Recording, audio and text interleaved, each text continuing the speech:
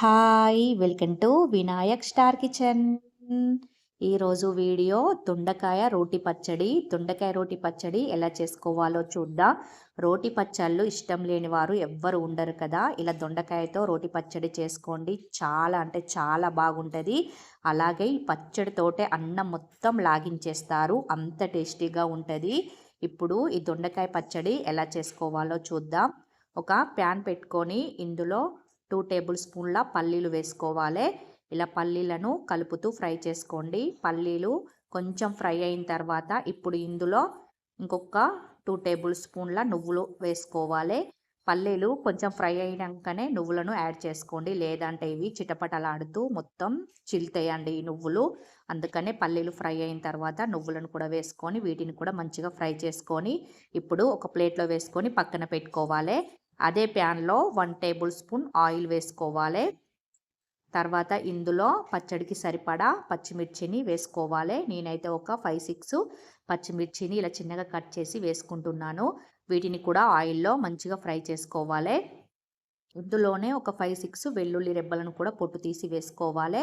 ఆ తర్వాత 1 table spoon జీలకర్రను కూడా యాడ్ చేసుకోండి. ఆ క్లిప్ మిస్ అయింది. జీలకర్ర కూడా వేసుకొని మంచిగా ఫ్రై చేసుకోవాలి.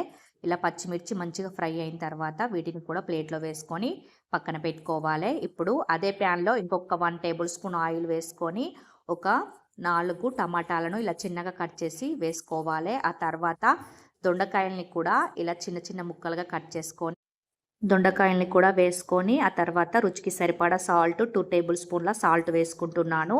ఆ తర్వాత ఇందులోనే 1/2 టేబుల్ స్పూన్ పసుపు వేసుకోవాలి. పసుపు వేసుకోవడం వల్ల మనకి చూడడానికి కలర్ బాగుంటుంది. అలాగే టేస్ట్ కూడా బాగుంటుంది. ఇప్పుడు ఈ టమాటాలు అలాగే దొండకాయల్ని మంచిగా ఇలా ఒకసారి మిక్స్ చేసుకొని వీటిని మధ్య మధ్యలో కలుపుతూ ఉడికించుకోవాలి. టమాటాలు మనకి మగ్గిపోయేదాకా వీటిని ఉడికించుకుంటే సరిపోతుంది. గ్యాస్ సిమ్లోనే పెట్టి వీటిని మంచిగా ఉడికించుకోవాలి. లేదంటే మనకి దొండకాయలు అనేటివి మాడిపోతాయి.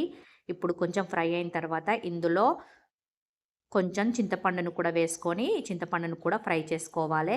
చూడండి మనకి ఒక 3 నిమిషాల తర్వాత ఇవి దొండకాయలు అలాగే టమాటా కూడా చక్కగా మగ్గిపోయి ఉంటాయి. ఇప్పుడు వీటిని స్టవ్ ఆఫ్ చేసి పక్కకి దించుకొని కూల్ చేసుకోవాలి. నేను రోటి పచ్చడి చేస్తున్నాను కాబట్టి ఒక రోల్ తీసుకొని ఇందులో అయితే ఫస్ట్ పచ్చిమిర్చి ఆ తర్వాత పల్లీలు నువ్వులు వెల్లుల్లి రెబ్బలను ఇందులో వేసుకొని వీటిని మంచిగా రుబ్బుకోవాలి. అంటే దంచుకోవాలి. మీ దగ్గర రోల్ కనుక లేకపోతే గ్రైండర్లో కచ్చపచ్చగా ఈ పచ్చడిని గ్రైండ్ చేసుకుంటే సరిపోతుంది. అన్నీ ఒకేసారి వేసి గ్రైండ్ చేసుకుంటే మనకి దొండకాయ పచ్చడి అయితే రెడీ అయిపోతుంది. ఇప్పుడైతే మనం ఫస్ట్ పల్లీలు వీటిని మంచిగా నూరుకున్న తర్వాత ఒకసారి స్పూన్తో పైకి కిందికి వేసుకొని మళ్ళీ ఒకసారి మంచిగా నూరుకొని ఇలా కొంచెం దంగిన తర్వాత ఇప్పుడు ఇందులో మనం ఫ్రై చేసి పెట్టుకున్న ఈ దొండకాయ టమాటా ముక్కల్ని కూడా ఇందులో వేసుకొని వీటిని కూడా మనం దంచుకోవాలి. సాల్ట్ ఒకసారి చెక్ చేసుకోండి. మీకు సాల్ట్ ఏమైనా తక్కువ అనిపిస్తే ఇప్పుడు సాల్ట్ కూడా ఇందులో యాడ్ చేసుకొని దంచుకోవాలి. ఇందులోనే కొత్తిమీరను చిన్నగా కట్ చేసి వేసుకొని నూరుకుంటున్నాను. కొత్తిమీర మీరు టమాటా దొండకాయ మగ్గించేటప్పుడు కూడా వేసుకొని ఫ్రై అయిన తర్వాత కూడా వేసుకోవచ్చు. ఇలా పచ్చిదే వేస్తే మనకి ఫ్లేవర్ చాలా బాగుంటుంది. చూడండి ఇలా కచ్చపచ్చగా నూరుకున్న తర్వాత ఇప్పుడు ఒక ప్లేట్లో తీసుకొని పక్కన పెట్టుకోవాలి. మీకు ఇంకా మెత్తగా కావాలంటే కూడా నూరుకోవచ్చు. ఒక బౌల్లో వేసుకొని పచ్చడి మొత్తం పక్కన పెట్టుకోవాలి. ఇప్పుడు పచ్చడిని పోపు ఎలా వేసుకోవాలో చూద్దాం. ఒక కడాయి పెట్టుకొని ఇందులో 2 టేబుల్ స్పూన్ల ఆయిల్ వేసుకొని ఆయిల్ హీట్ అయిన తర్వాత 5, 6 వెల్లుల్లి రెబ్బలు దంచి వేసుకోవాలి. ఆ తర్వాత 2 ఎండుమిర్చి జీలకర్ర ఆవాలు ఆ తర్వాత ఒక రెమ్మ కరివేపాకు కూడా వేసుకొని మంచిగా ఫ్రై చేసుకోవాలి. ఇందులోనే నేను కొంచెం 1/2 టేబుల్ స్పూన్ పసుపు కూడా వేసుకుంటున్నాను కలర్ కోసం. పసుపు అనేది మీ ఆప్షనల్, కావాలంటే వేసుకోండి వద్దంటే స్కిప్ చేయండి.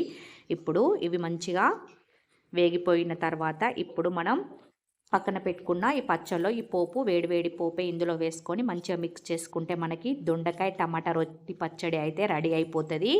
మీకు పోపు కావాలంటే వేసుకోండి, లేదంటే స్కిప్ చేయొచ్చు. వేడి వేడి అన్నంలో తింటే ఆహా కడుపు నిండా ఈ పచ్చడితోటే మొత్తం లాగించేస్తారు. అంత టేస్టీగా ఉంటుంది. ఈ వీడియో నచ్చినట్లయితే సబ్స్క్రైబ్ చేయడం లైక్ చేయడం మర్చిపోకండి. Thank you for watching. Bye.